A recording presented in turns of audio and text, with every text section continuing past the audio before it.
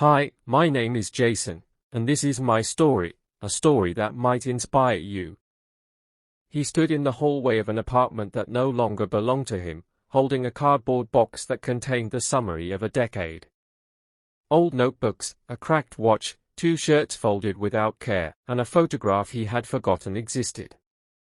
The walls were bare. The silence was louder than the arguments that had ended the marriage. Her lawyer had smiled when the judge read the decision. The house, the car, the savings, the investments, even the dog, awarded to her. The word, everything, echoed in his mind not as anger, but as a strange emptiness.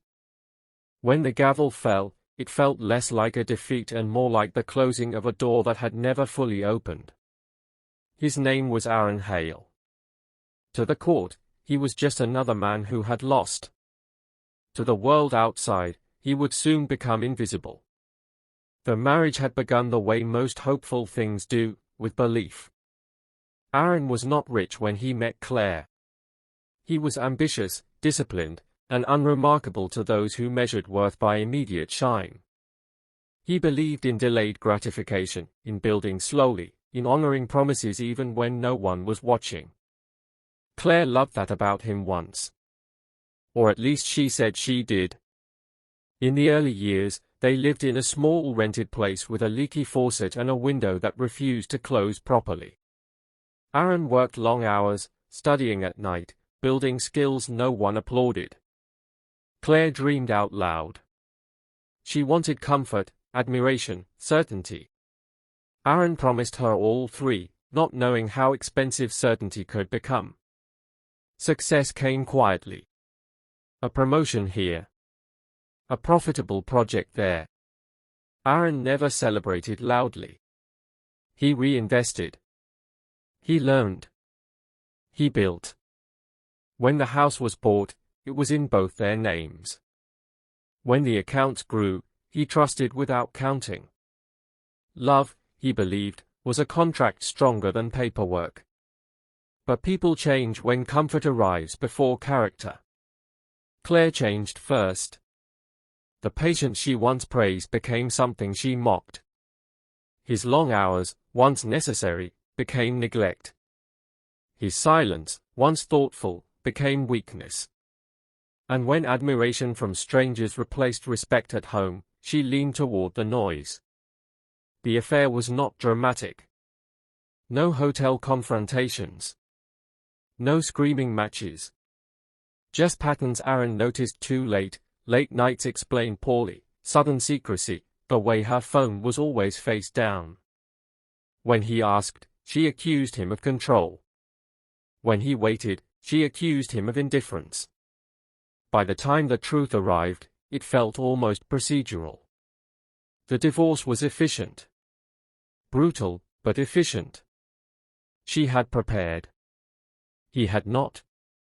His mistake was assuming fairness was automatic. He learned, sitting on a hard bench in a courtroom that smelled of old paper and finality, that fairness must be defended or it is simply ignored. When the judge spoke, Claire did not look at him. She looked forward, already imagining a life that no longer included his shadow. Outside, rain fell without drama. Aaron walked alone, the city moving around him as if nothing significant had occurred. He had lost the house he built, the accounts he grew, the identity he wore for years. What remained was lighter than he expected. That night, in a small rented room with a mattress on the floor, Aaron sat with his back against the wall and did something unfamiliar. He took responsibility. Not for the betrayal. Not for the court's decision. But for the assumptions that led him there. He realized that he had outsourced his sense of worth to stability, his trust to comfort, and his future to someone else's loyalty. Most men, at this point, choose bitterness. Aaron chose clarity. He wrote a single sentence in one of the old notebooks from the box. She took everything that could be taken from me, except the part that made it possible. For weeks, he lived quietly. No social media. No explanations.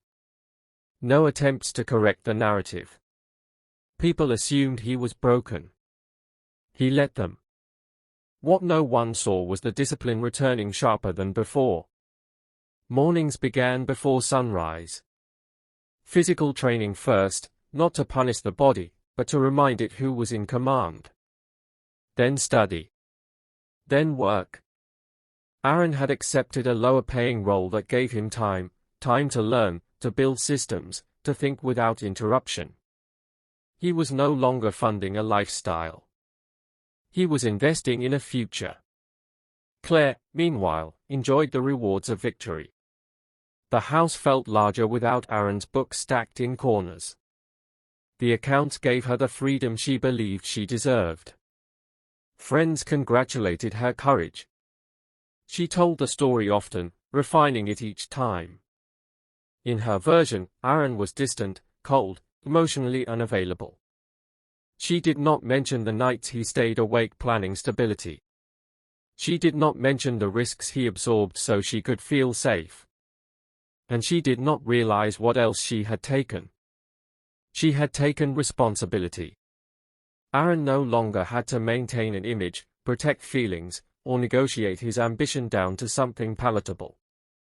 He no longer needed approval. For the first time in years, every decision served a single direction.